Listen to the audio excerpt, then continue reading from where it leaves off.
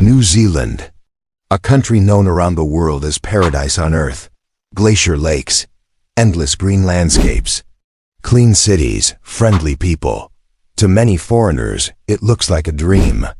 But behind the picture-perfect scenery, something shocking is happening. New Zealanders are leaving, not just a few, not just during COVID, but at one of the highest emigration rates in the developed world. And the destination they're rushing to, Australia. Today, we uncover the uncomfortable truth. Why are New Zealanders packing their bags? Why is a nation known for peace, safety, and happiness struggling to keep its own people? And what happens to a country when the young, skilled workforce walks away? This is why everyone is leaving New Zealand. New Zealand has always had a culture of migration, with people coming and going. The famous O, or overseas experience, is a rite of passage for many young Kiwis. But in the last few years, this has turned into something else, a full-blown emigration crisis. Young people, nurses, engineers, tradies, teachers, and IT professionals are leaving in numbers that have caught the government completely off guard. Almost every skilled profession is seeing a departure rate far higher than expected. So why is this happening? It's because New Zealand faces something very rare among wealthy nations, a beautiful lifestyle, but with severely limited opportunity. This has created a talent drain so severe that experts warn New Zealand's population would actually shrink without a constant flow of immigration to replace those who leave. To understand this, we need to dig deeper into the unique challenges facing this island nation. One of the biggest hurdles is its size and location. New Zealand has a population of only 5 million people, spread across 2 main islands. It's geographically isolated, far from the major economic hubs and thousands of kilometers away from the world's busiest trade routes. This small population creates a massive economic disadvantage. It's harder to build global-scale industries when your domestic market is so small. This leads to smaller job markets, limited career growth, and less competition, which in turn results in lower wages. On top of that, because of low economies of scale, the cost of goods is often higher. New Zealand is isolated, and in the global economy, isolation is expensive. Compare it to a country like Singapore, which became a financial powerhouse because it sits right on a major global shipping lane. New Zealand, on the other hand, is way out there in the South Pacific. Shipping costs are higher, making imports expensive. Tech companies struggle to scale their operations internationally, and manufacturing simply can't compete with the lower costs in Asia. No matter how breathtaking the landscapes are, it's incredibly tough to build a booming, high-paying economy from so far away from the rest of the world. Of course, New Zealand does have one world-class industry, agriculture. Dairy, meat, wool, and wine make up a huge portion of the national income, and the country is a global leader in these sectors. But this strength also reveals a critical weakness.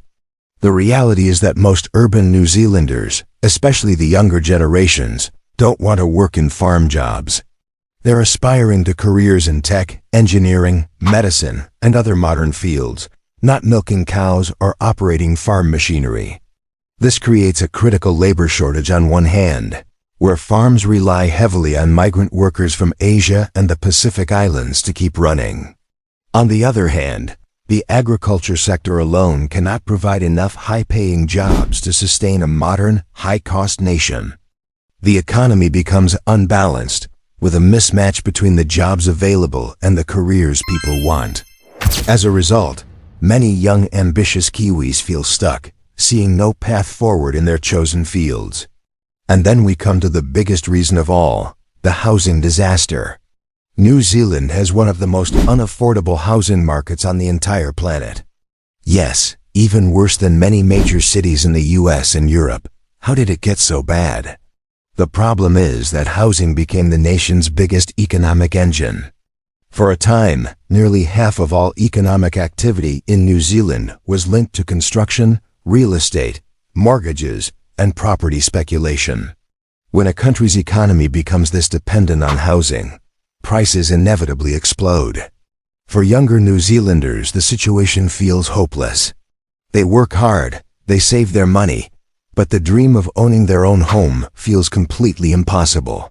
The government tried to intervene by banning foreign buyers, but a significant loophole was left open. Wealthy Australians were exempt. This, combined with a flood of domestic property investors, kept prices sky high. When you combine crushing rents, a chronic lack of housing supply, and a market dominated by investors, you get exactly what's happening now. Young people are escaping the country just to be able to afford a decent life elsewhere. This is where the Australian magnet comes into play, and it's the part that stings the most for New Zealand. Leaving is incredibly easy because Australia opens its doors wide for Kiwis. There's no visa required, no complicated procedures. You can simply fly over, get a job, and start a new life.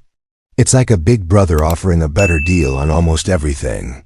We're talking higher wages, more job opportunities, larger companies, higher quality universities, a lower cost of living in many sectors, and much faster career progression. A Kiwi nurse can earn 40 to 60% more in Australia. An engineer can sometimes earn double. Even tradies like plumbers and electricians make significantly more money across the Tasman Sea.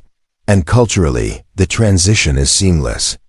It's the same language, a very similar lifestyle, the same sense of humor, the same sports, and the same core values. It's migration without the culture shock. It's no wonder so many young New Zealanders are asking themselves, why should I struggle here when success is just a 3-hour flight away? To fill the workforce gaps left by departing Kiwis, New Zealand brings in immigrants from all over the world, from India, the Philippines, China, Fiji, South Africa, and the UK. These immigrants become essential workers, filling crucial roles as nurses, tradies, aged care workers, and IT staff. But here's the catch. Many of them end up leaving for Australia too. Once they gain New Zealand residency or citizenship, they unlock the same easy access to Australia that Kiwis have. New Zealand effectively becomes a stepping stone. People come, gain valuable skills and experience, and then move on to the bigger opportunities next door. This leaves New Zealand in a strange and difficult situation. To grow its workforce, it needs migrants, but those migrants often leave for Australia. Meanwhile, native-born Kiwis are leaving faster than ever. It's a demographic tug-of-war, and right now New Zealand is losing. The biggest concern in all of this is the youth exodus. It's the young who are leaving in the greatest numbers: students, recent graduates, and skilled workers in their 20s and 30s. The reasons are clear. Housing is unaffordable. Wages are too low. Career growth is slow. Student debt is high. The job market is small. And just across the water, Australia offers global-scale opportunities that simply don't exist at home. There's a common saying you'll hear: New Zealand is a great place to live. Once you're rich, that's not exactly an inspiring message for a young person just starting their career. A clear pattern has emerged. Go to Australia to make your money, maybe return to New Zealand to raise kids, and then perhaps retire there. New Zealand is becoming the lifestyle country, while Australia has become the opportunity country. But here's the twist in the story. Most New Zealanders who leave don't actually hate their country. In fact, many say they fully intend to come back one day. Why?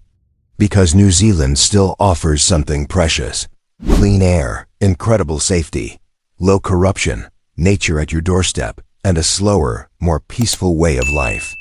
It's still seen as a great place to raise children, away from the hustle and chaos of bigger countries. Many Kiwis go overseas with a plan, earn good money, gain skills and experience, and then return home to live the life they truly want. That's why the government still holds out hope of attracting back these boomerang Kiwis.